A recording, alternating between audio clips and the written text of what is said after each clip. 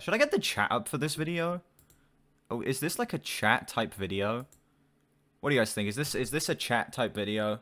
Because I feel like it might be. Hello everyone, welcome back to the Human Reviews channel. Today I am finally covering my second Beatles album. We are listening to their self-titled 1968 album, aka The White Album. What was it? Was it 2 months back? A month or two back? I don't even remember when it was. I listened to Abbey Road for the first time, and I liked that album a lot. I gave it a 9.2, thought it was incredible, and that is now the biggest video on my channel by about 2,000 views. Yeah, both part 1 and part 2 of that video popped off. But the comment section weren't very happy with me, because anything under a 10 is not an acceptable score for a Beatles album.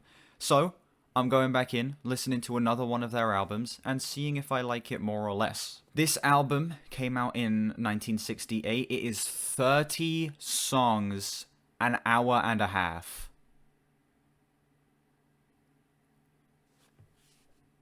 Why? Why?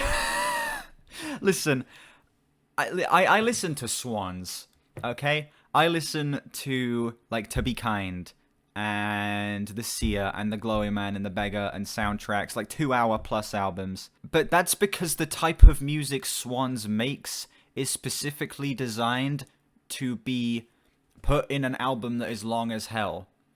I don't see why a Beatles album needs to be an hour and 30 minutes. But I'm gonna go in unbiased. I want to like this thing. I assume I am gonna like this thing a decent bit, considering I really liked Abbey Road, and people have like said that this is just as good. Some people say it's even better than Abbey Road, so I am excited to get into this. Also, this is going to be a two-parter. There's not a chance in hell I'm putting all of this into a one-part video. This is an hour-and-a-half album. No way. Oh, and also, we stream these reactions live, as you can see by the chat over here. So if you ever see that I'm live recording a video, make sure you come in and say hi. Be a part of the video. Alright, let's get straight into this. Track 1, Back in the U.S.S.R. Why isn't it recording the song audio? Is it playing now? There we go.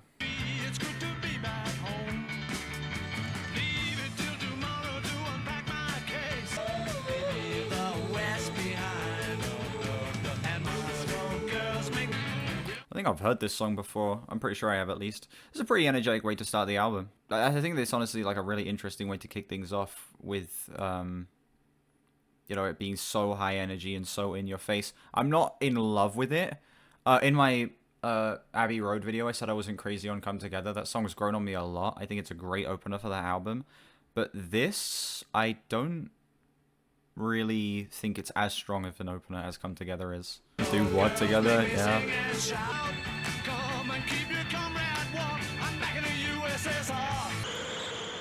You gonna transition? Pretty cool transition. That was a nice way to start the album off. I don't think it was as strong a opener as Come Together was, but it still was fun. It was silly. It was a really high energy, pretty intense way to start the album off.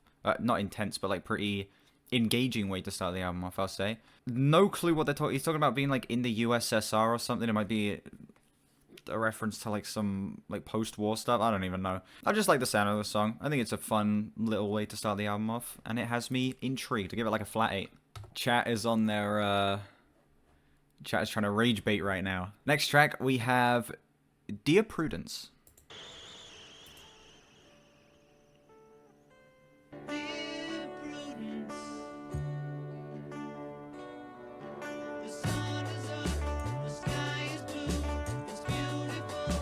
Listening to the latest remaster. It says I'm listening to like the 2009 version. I literally just went onto like the Beatles page and then clicked on the version that came up. So I'm not sure which version I'm actually listening to. No? Which version should I be listening to? 2018 remaster. Oh, here we go. Yep. Alright, we are actually listening to the 2018 remaster. There we go.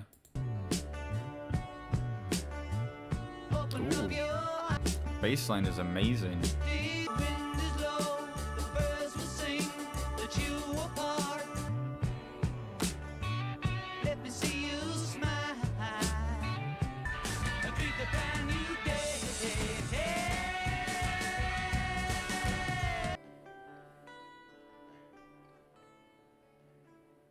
song was pretty great. Hold on, is it gonna transition? Nah. That song was pretty incredible. Yeah, I thought that song was way stronger than the first one. I feel like the way that song built was incredible. The bass line on that one was amazing. I think the lyrics were way more interesting. The pacing, I thought, was a lot stronger on that one. It was also just way more intriguing than the first song, where the first one was kind of just like a standard piano rock track. That one definitely had a lot more interesting of an instrumental and sonic idea. I give that one like a flat 9. Chat is stuck. Yeah, I know. I have to keep hovering over this thing to make the chat update. What's wrong with this cover? Why can't I show this cover on stream? It looks fine. I don't see anything wrong with this cover. Ah, I see. Alright, next track, Glass Onion.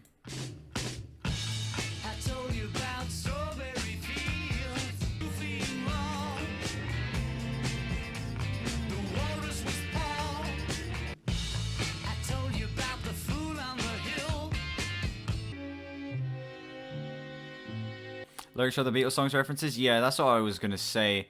That it's very interesting that they're like picking other like older tracks as like references on here. He's talking about like The Walrus Was Poor, which is I guess what's the song called, like I Am the Walrus or something like that. Strawberry Fields Forever is like referenced at the top there, stuff like that.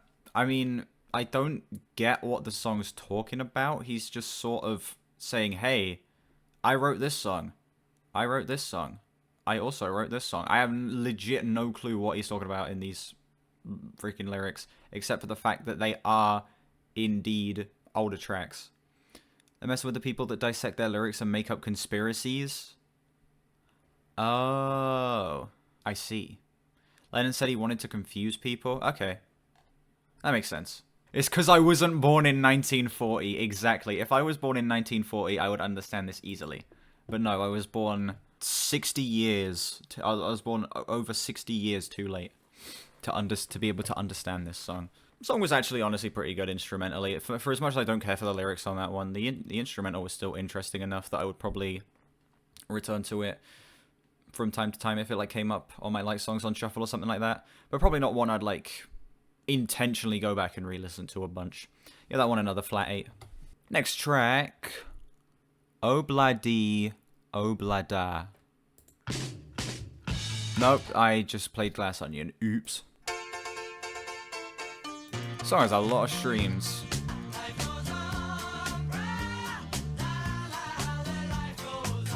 The lyrics on this album are weird, but I think that's quite the charm.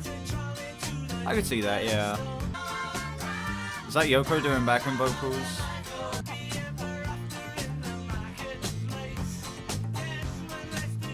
This is one of Paul's granny songs. John Lennon called them granny songs. Wiener, a good band, they did Ocean Man. JC, you're cooking there. And everybody hold hands together forever type song, yeah. Oh, transition, okay. That song was, honestly, the people in chat are kind of hating that song. I thought that song was honestly really fun. It made no sense. I did not care about what the lyrics were talking about, but I think that the instrumental was silly and goofy, and it's something I genuinely would probably return to. I thought it was just dumb fun. I'd give that one like an 8.4. It's not the most mind-blowing piece of music ever made, and if you believe it is, that's copium.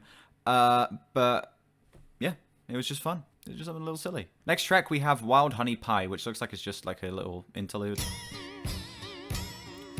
JC hates anything with bass. Yeah, the beat didn't drop hard enough, exactly. What the hell is this? Nice transition, but what in the fresh hell was that song? That was a song that was on this album. It had weird effects. It sure did sound strange. But man, that hasn't aged the best. Yeah, I wasn't crazy on that one. It's still terrible. It's like a 5. It was bad even at the time. So what I'm getting from this album is that it's not a very lyric-driven album like Abbey Road was. It's more of a let's mess around with sounds, but also just have some lyrics at the same time.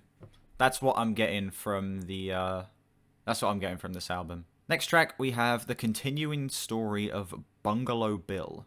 Hey, Bungalow Yoko sings on this one? Oh, is that her doing backing vocals? Accidents, he always took his mom.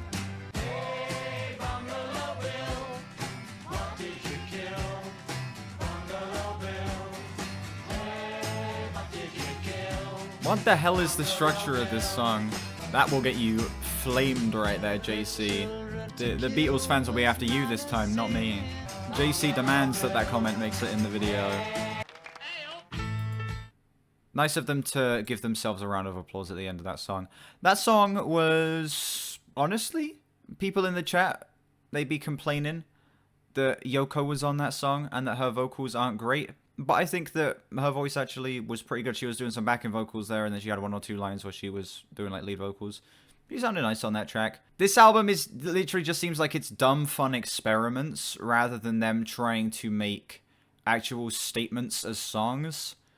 Which is making me kind of start to see why it's an hour and 30 minutes, because it seems like them just in the studio throwing ideas out and making as many songs as possible out of it, I guess. Which isn't, like, my favorite style of album, but it's not necessarily a bad thing either. I give that song an 8.6. It was pretty fun. Next track, While My Guitar Gently Weeps. I have in fact heard this, yeah. I wasn't sure if I had heard it just based on the title, but yeah, I've heard this. I do like cats. I have 2 cats.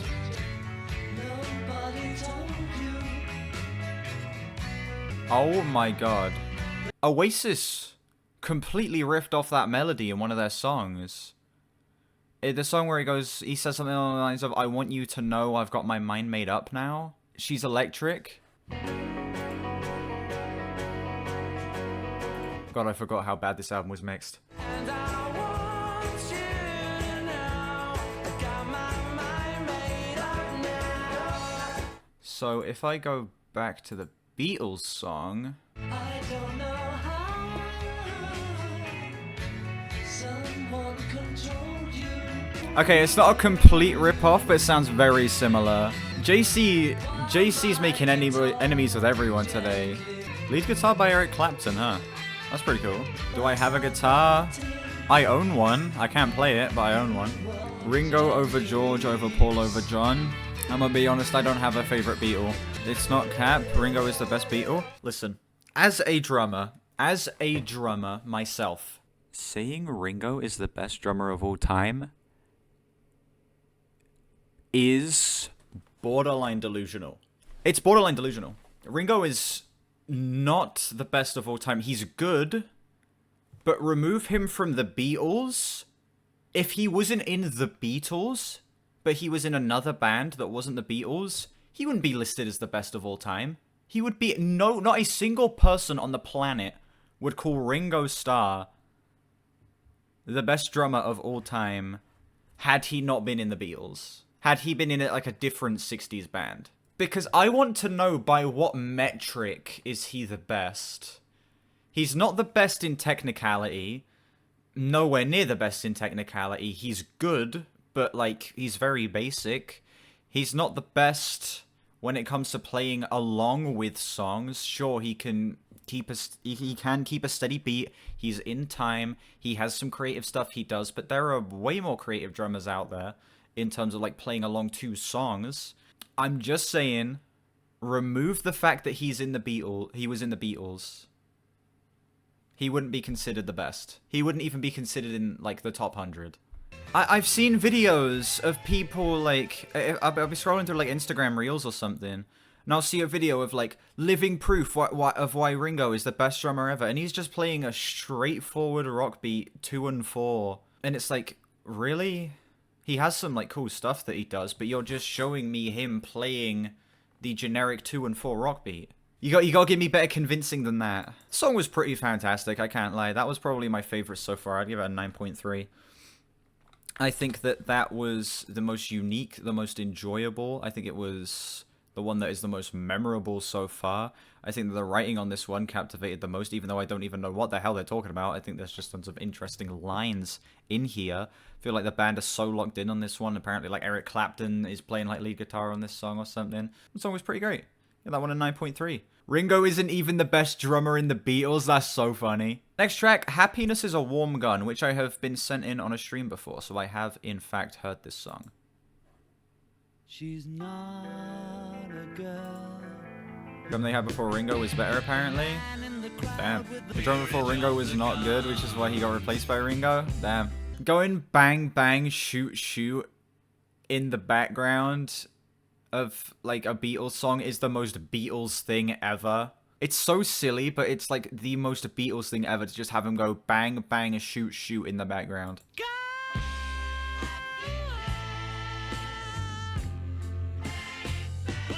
That song's still, like, just around as good as when I first heard it. It's still really enjoyable, really weird, just, like, trippy as hell.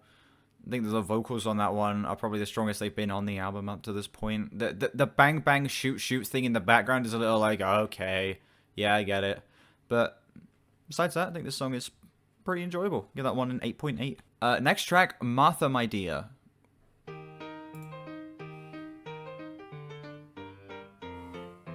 Okay. Martha, my dear, though I spend my days It's actually... I actually like the sound of this. Wait, hold on. Most Beatles fans are like 60 years or older. I probably shouldn't be wearing these. They'll get me doxxed and kill me.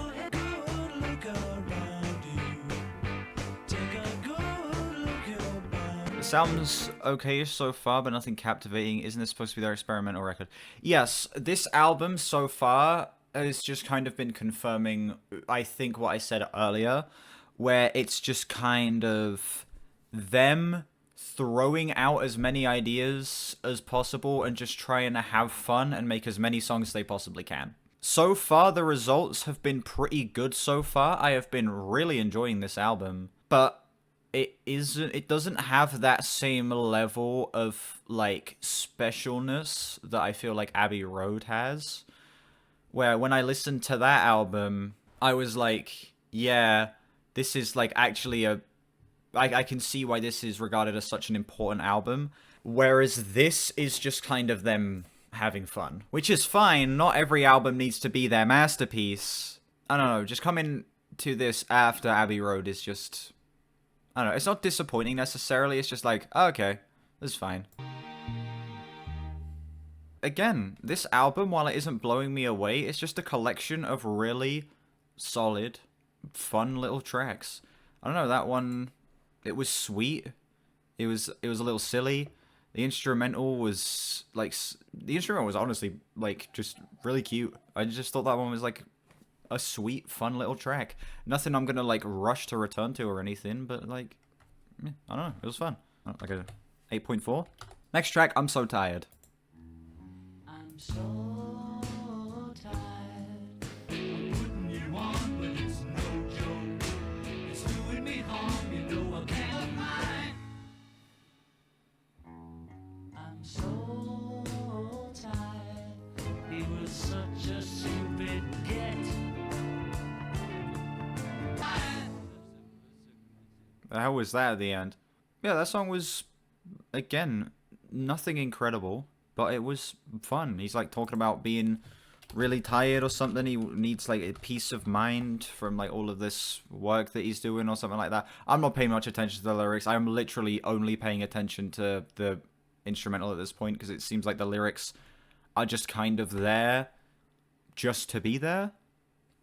I don't know, maybe on repeated listens I'll like look into the lyrics a bit more, but as of right now, I'm just not really pulling much from the lyrics, which is fine. Not every album needs to be super lyrically dense. I give that one, I don't know, like a flat 8. It's not the most, it's not like my favorite song on the album so far, but still, it's fine. Next track, Blackbird. Biggest song on the album by far. I'm pretty sure I've heard this.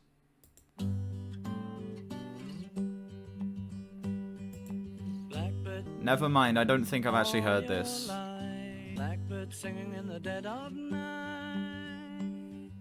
Take these sunken eyes. Sure, they revolutionized music, but that's it. Alright. Here's what I'll say about the Beatles. They were very influential. They are a very important band.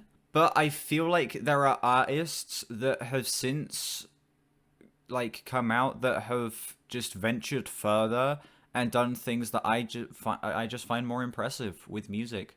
The Beatles are great. I think that they make very enjoyable stuff, but there are people that have come further down the line that have taken what they were doing and taken it even further and made it even more interesting and even more unique and fun. Nirvana is an example.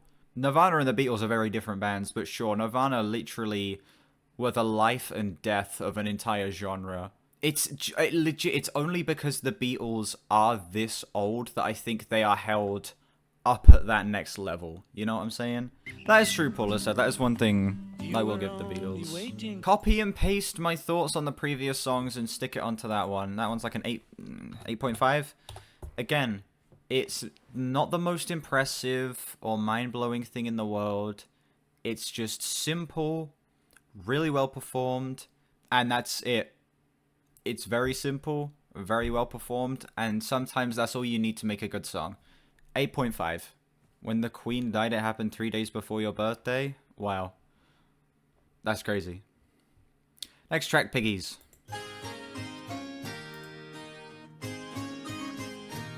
How it makes you feel emotionless? I wouldn't say it makes me feel emotionless. You will find the bigger piggies stirring up the dirt.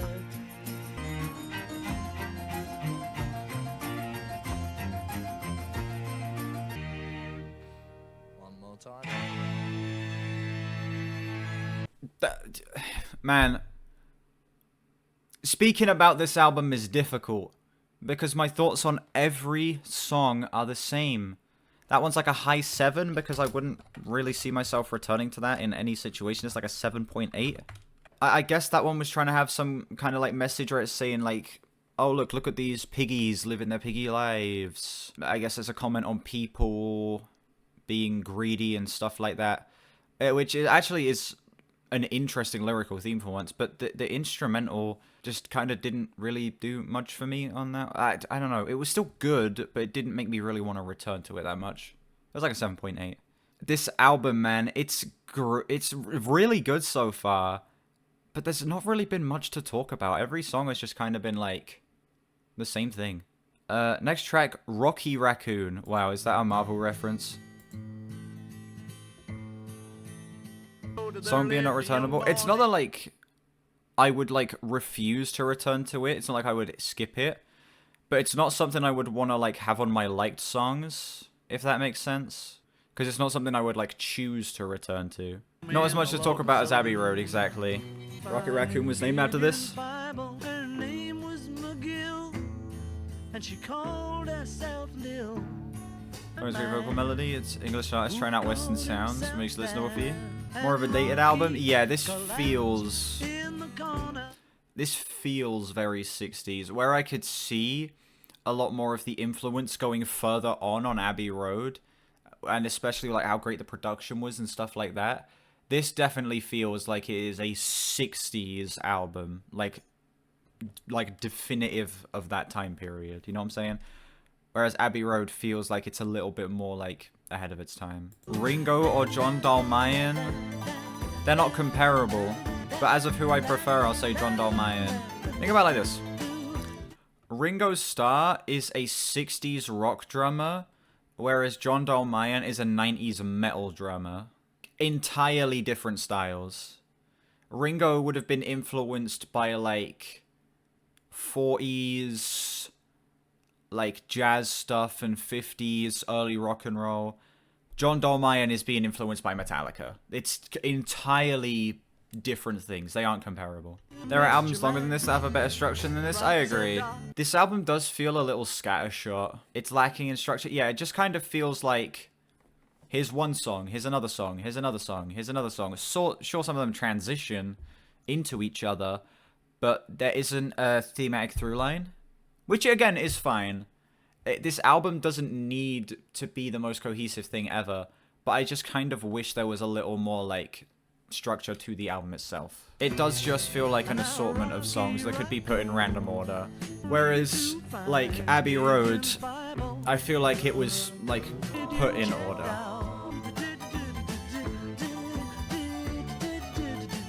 Yeah, it feels like a best of album.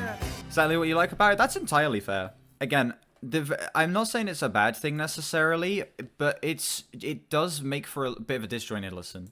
Whereas Abbey Road is fairly cohesive, especially moving into the back half because you have like the medley and stuff, and it's intentionally like like one giant song being split across minute long segments. Yeah, but this definitely does kind of feel like our best of. I don't know. That song was pretty fun. It had like a nice little like 40s like ragtimey sound to it. That was pretty nice. Dave Grohl, Ringo Starr, or John Dolmayan, all different drummers. 60s rock drummer. Dave Grohl sort of like has that 80s and 90s style where he's like a heavy rock drummer with like disco influences, and then John Dolmayan's a metal drummer. They aren't comparable. They aren't comparable. That song was fun. Again, I enjoyed the style of it. I think that it's one of the more unique songs on the album. It's well performed, well written. It's just nothing that's blowing me away. Like a flat 8. You know, I went into this album being worried that like I wasn't gonna like it. But now I kind of wish I was about to say I kind of wish I didn't like it, but I don't. But I feel like me not liking it would make for a better reaction. Because as of right now, I'm just sort of like, yeah, this is good, but there's not much to talk about. Next track, Don't Pass Me By. How long until disc 2? We got 4 more songs on disc 1, including this one.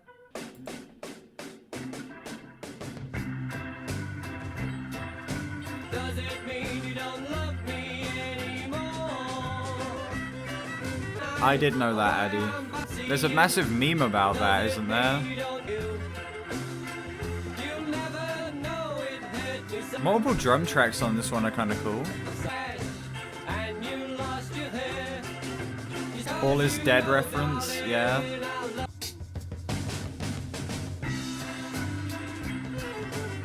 Nirvana reimagined as house and techno. The only true way to listen to Nirvana. Everyone in the chat was telling me this is like the worst song on the album. That was fine. I give that one legit like a flat 8, like an 8.0. That song was pretty good. I love the multiple drum tracks on that one. I will say the song does drag in certain spots, but I feel like Ringo does a great job with the vocals on that one. Multiple drum tracks are sick. They sound great. Writing on that one was actually kind of interesting in certain spots. Yeah, that one was fine. 8 out of 10. Not the worst on the album so far. Next track, I Will. Wait, is this... Oh, no. Next track, Why Don't We Do It in the Road? Sorry.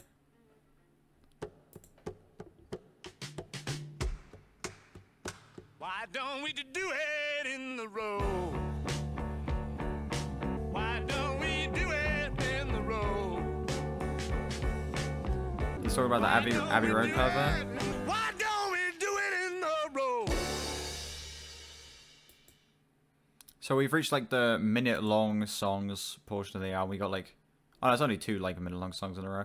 That was another song on the album. The lyrics are like silly. I like the lyrics on this one. It's actually kind of like the funny concept for a song. But besides that, there's nothing too impressive or special about this one. It's again just simple, really well performed, like the instrumental. It is an 8.2. Next track, I Will. Radiohead reference. It's 1 minute and 45 seconds. This must be a Radiohead reference. Does it deserve an 8? What do you mean? I don't know. I think it's an 8.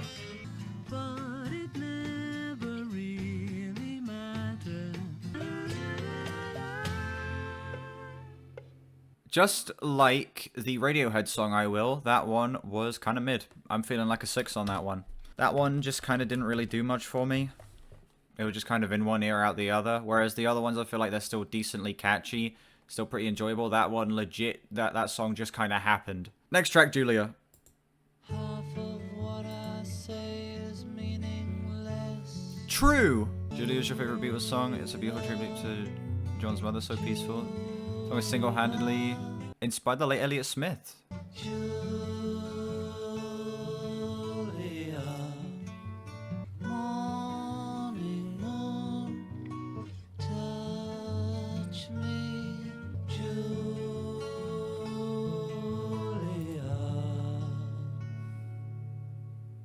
Close off disc 1 with the song that has like actual impactful meaning. It isn't just them throwing an idea out there. It's actually a really sweet, really well-written song that's legitimately impactful, has genuine emotional value, and honestly kind of is at like that Abbey Road level of quality. That was great. Like a 9.6 on that one. That was lovely. Great way to close off disc 1 of this album. And that is going to do it for disc 1 of the Beatles' White Album. So far, this album is really good, but it just isn't the most unique thing ever or the most memorable. I've enjoyed basically every song on the album so far, but I don't really see much that I'm going to be rushing to come back to. But it's stuff that I wouldn't mind listening to in the background, if that makes sense. I'm hoping disc 2 is a little more exciting and a little more unique. But yeah, this one so far, been pretty good. Thank you all so much for watching. Make sure you like and sub. Our goal is 1,000 subs by September. Let me know what you think of disc 1 of this album down below in the comments. Do you love it? Do you hate it? Why? Join the Discord in the link below if you want to communicate with me and these good people in chat over here. And yeah, I will see you all when I listen to disc 2. Goodbye.